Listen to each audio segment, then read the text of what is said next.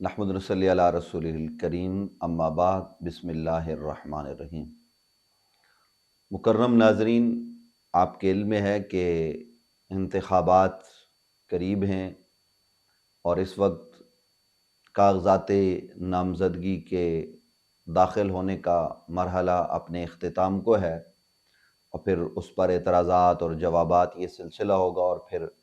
Finally امیدواروں کا اعلان ہو جائے گا کہ یہ اس جماعت کا امیدوار ہے، یہ آزاد امیدوار ہے، یعنی یہ اسلامی جمہوریہ پاکستان میں ہونے جا رہا ہے۔ فروری 8 کو 24 میں الیکشن ہونے جا رہے ہیں۔ اس موقع پر ظاہر ہے کہ پاکستان کے ہر شہری کو سیاست میں حصہ لینے کا حق ہے، اور ہر سیاسی جماعت اپنے منشور کے ساتھ اور ہر الیکشن لڑنے والا اپنے علاقے کی نمائندگی کرنے کا دعویٰ لے کر میدان میں اترے گا، اور ظاہر ہے کہ اس الیکشن میں کچھ لوگ کامیاب ہوں گے، کچھ کامیاب نہیں ہو پائیں گے۔ جو کامیاب ہوں گے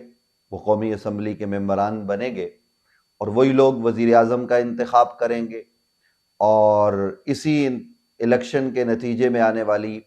جو صوبائی اسمبلیز ہیں اور قومی اسمبلی بشمول سینٹ، وہ صدر مملکت کا انتخاب بھی ہوگا،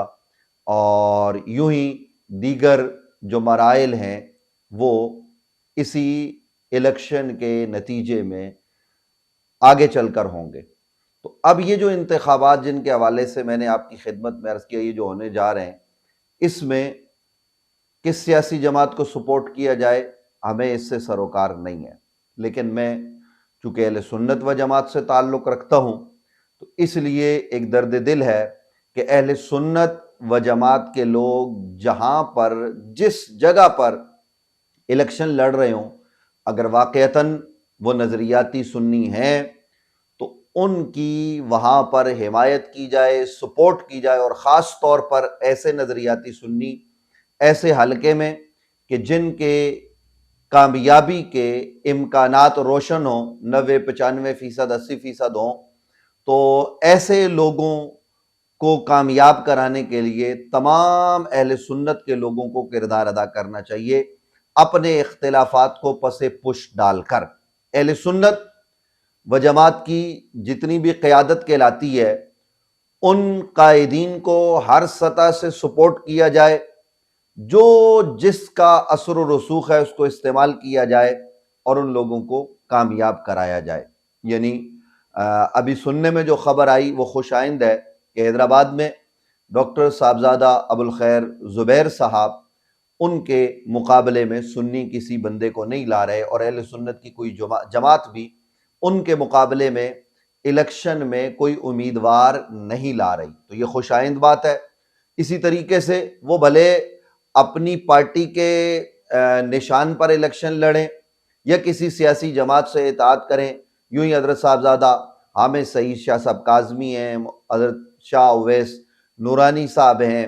اور اسی طریقے سے جو پیر نور اللہ قادری صاحب ہو گئے، یوں ہی جو ہے نا وہ پیر عمران شاہ صاحب ولی ہیں، بیرہ شریف کے پیر صاحبان میں سے اگر کوئی الیکشن جو ہے وہ لڑے، وہ کسی بھی جماعت سے لڑے۔ اسی طریقے سے جو اہل سنت کی دیگر بڑی شخصیات ہیں، وہ تمام کی تمام جو صاحبزادگان ہیں جو الیکشن میں حصہ لیتے ہیں، تو ان کے حوالے سے ہماری گزارش یہ رہے گی کہ وہاں پر اہل سنت کے وسیع تر مفاد میں اپنا نمائندہ ان کے مقابلے میں نہ لائیں، بلکہ وہاں ان کی حمایت کی جائے۔ یوں ہی شہر کراچی میں جو بڑے نام ہیں جو الیکشن میں حصہ لیں، تو ان کے مقابلے میں کوئی آدمی کھڑا نہ کیا جائے۔ اس سے آپ کا جو ووٹ بینک ہے وہ متاثر ہوگا، اور سنیوں سے یہ کہا جائے کہ ان کو آپ کامیاب کروائیں، اور بدلے میں یہ جو بڑی شخصیات ہیں جو پیران عظام ہیں یا علماء کرام ہیں، وہ پاکستان کے اکثریتی علاقے میں اگر کوئی اہل سنت کی سیاسی جماعت انتخابات میں حصہ لیتی ہے تو یا رسول اللہ کہنے والوں کا ہر سطح پر ساتھ دیا جائے۔ اور الیکشن میں میں یہ بھی گزارش کروں گا کہ سیاسی جماعتوں کو جو پاکستان الیکشن کمیشن میں رجسٹرڈ ہیں، انہیں ایک دوسرے کے ساتھ سیٹ ایڈجسٹمنٹ کی طرف بھی جانا چاہیے۔ یہ کوئی کفر نہیں ہو جائے گا۔ یہاں پر جتنی سیاسی جماعتیں ظاہر ہے کہ وہ اسلامی جمہوریہ پاکستان کی جماعتیں، اور جب وہ پاکستان میں کام کرتی ہیں تو وہ نظریہ پاکستان کو بھی قبول کرتی ہیں، پاکستان کے ساتھ ساتھ اسلام کی بھی بات کرتی ہیں،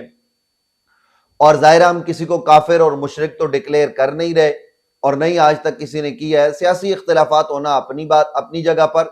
لیکن آپ سیٹ ایڈجسٹمنٹ جو ہے وہ کیجئے۔ کسی بھی بڑی سیاسی جماعت کے ساتھ آپ کو موقع ملتا ہے کہ بھئی اس حلقے میں ہم اپنا بندہ نہیں کھڑا کرتے، ہمارا یہ آدمی مضبوط ہے، اس کے مقابلے میں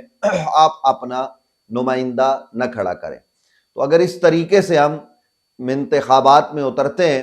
تو میں یہ سمجھتا ہوں کہ کافی سیٹیں لینے میں اہل سنت قومی اسمبلی میں کامیاب ہوں گے۔ جب آپ کے چند لوگ بھی وہاں پہنچ جائیں گے تو پھر جو کردار آدمی اسمبلی کے اندر رہ کے ادا کر سکتا ہے، ظاہر ہے کہ وہ باہر والا ادا نہیں کر سکتا۔ تو ایک تو یہ گزارش ہے، اسی طریقے سے صوبائی اسمبلی کے جو حلقے ہیں وہاں پر بھی ایسا کیجئے۔